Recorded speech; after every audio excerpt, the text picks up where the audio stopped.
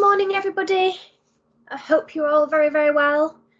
Hope you enjoyed the lessons last week on the alchemist and the fairies. This week we are going to be looking at two new mythical and magical monsters in poetry. So we're going to be continuing on a similar theme. Thank you all so much to everybody who handed in and emailed me your work. It was lovely hearing from some of you, and I really enjoyed marking some of your paragraphs. Hopefully if you've emailed them to me, I've turned them around and sent them back with some feedback. If you can make those changes and if you want to hand them back in, then that's fine. If you're happy to just make sure that you've completed those changes and then apply them to this week's work, then that's fine as well, just so long as you're bearing in mind the feedback that you've been given so that you can improve.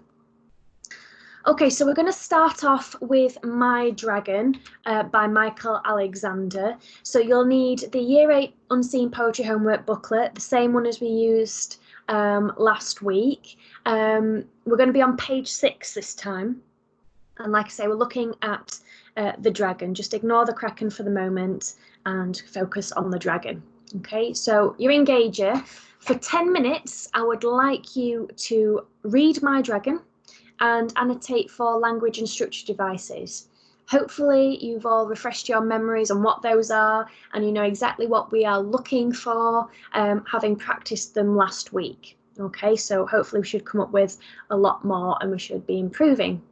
Okay, so I'm going to give you 10 minutes now to read and look for language and structure, and then we will join back here in a moment and go through it together.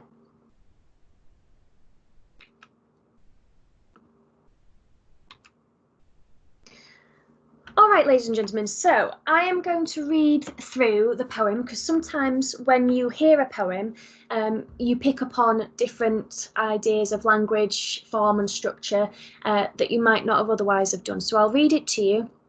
If you can be looking again for language and structure as we go through, and then you can write them down and see if we get the same ones. My dragon is a tricky pet. Last week I took him to the vet. He barely fitted through the door and caused a terrible uproar. The dogs all whined, the cats they hissed. The rat, I'm told, will be sadly missed. And then, to make things even worse, my dragon ate the lady's purse, several shoes and an old man's hat, the table where the receptionist sat. If I hadn't given a mighty yell, he might have eaten her as well. The vet appeared, looking grim, brought from his office by the din. My dragon's ill, please don't be mad. I need your help, the effects are bad. My dragon sneezed, I watched him stare, as flames shot out and singed his hair. You're right, he gasped, his head alight. We must sort out your dragon's plight. If not to stop my surgery from these burning flames, then from the newspapers' crazy claims. For if they say what they mostly do, we'll all be catching dragon flu. Okay,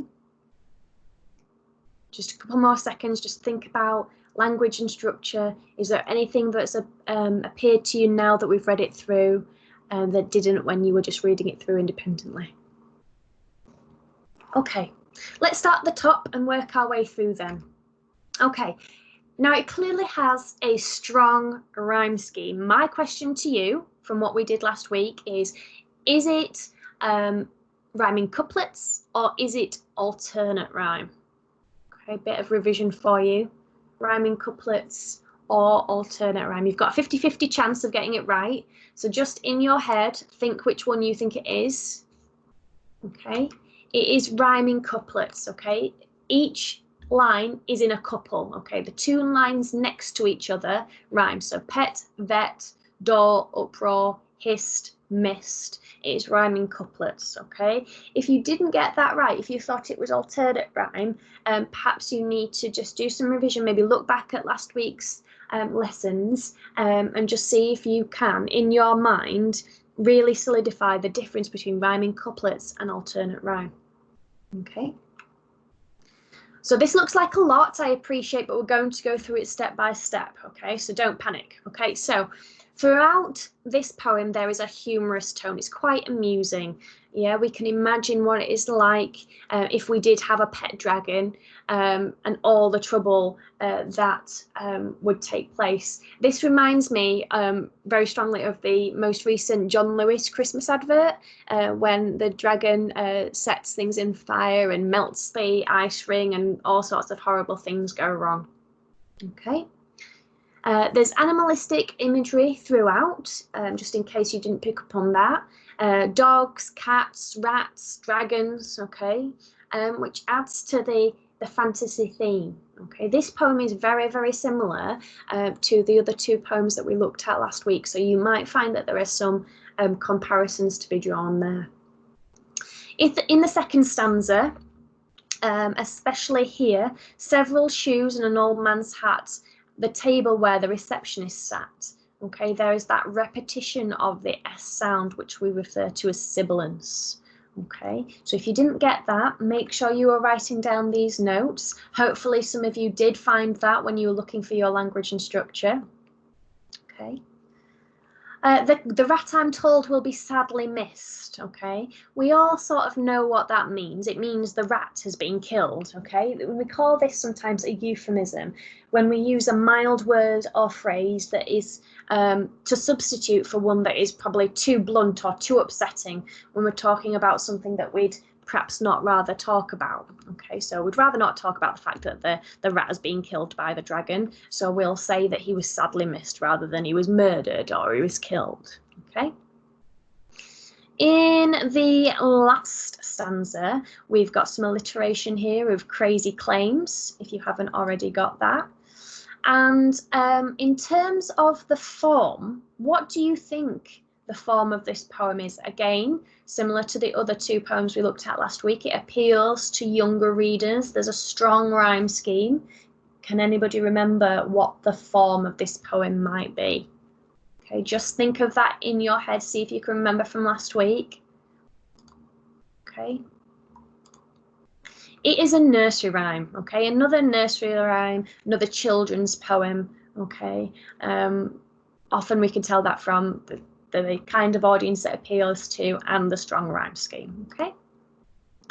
All right, so the next stage of the lesson, please make sure, I should have said this on the last slide, but you can go back and skip back and just pause it on that page just to make sure that you've got everything written down. In fact, if I skip back now, don't think I can. Oh, there we can.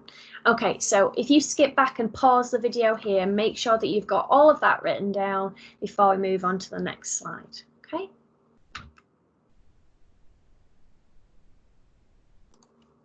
There we go. Okay, so this is what I would like you to move on to next. So if you turn on over to page 7 of your booklets, it's the same questions as we had last week, but this time I would like you to fill out the first column, just the first column for my dragon, okay? This should take you about 20 minutes. We should be well versed on this now. Should have a really good idea about the questions. Who the poem is about, where it might be set, when it might be set, morning, afternoon, modern day, in the past, in the future, and what the poem is about. Okay, all of the other questions I think are fairly self-explanatory. When you're thinking about why the poet wrote this poem, think about who his audience is and perhaps if he has a message at all, or what his aim is in writing the poem. Okay. A couple of questions about the mood or the atmosphere. Like I said last week, if you start off by thinking about, is this positive or a negative tone? Is it a positive or negative mood? Did I enjoy myself or was I sad about it? Okay, and then begin to explore that a little bit more thoroughly. What other thoughts and feelings did you have? How was this created? What do you imagine? What does it look like? Is it grey? Is it mizzly? Is it bright? Is it clean? What is the mood or the atmosphere of your imagination when you read this poem? Okay, we've talked about the language and the structure and things like that.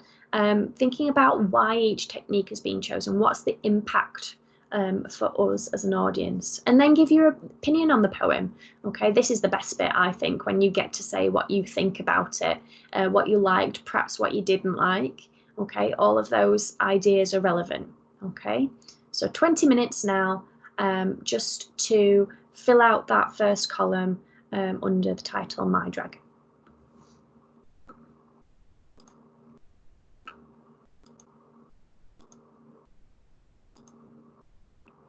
All right, ladies and gentlemen, very well done. Thank you very much for joining me this morning. Again, if you have any questions, if you have any troubles whatsoever, my email address is just there on that slide. If you'd like to send me anything across, then that's fine. If you want to save it all until the end of the week, I'm happy with that as well. I would like everything handing in, including the essay that we're going to work up to, similar structure as we did last week, all by the end of the week. Whether you do that after every lesson or if you do it at the end of the week, I don't mind. Okay, it's completely up to you. Okay, just if you're unsure, it's probably best to hand it in just so that I can double check what you've written, so that when you come to write your essay at the end, you're not saying anything wrong or the wrong thing at all. Okay, so if you're unsure or you're not confident, then by all means email me. Okay, very well done to everybody. I'm looking forward to hearing from you soon, and I'll see you all here tomorrow. Bye.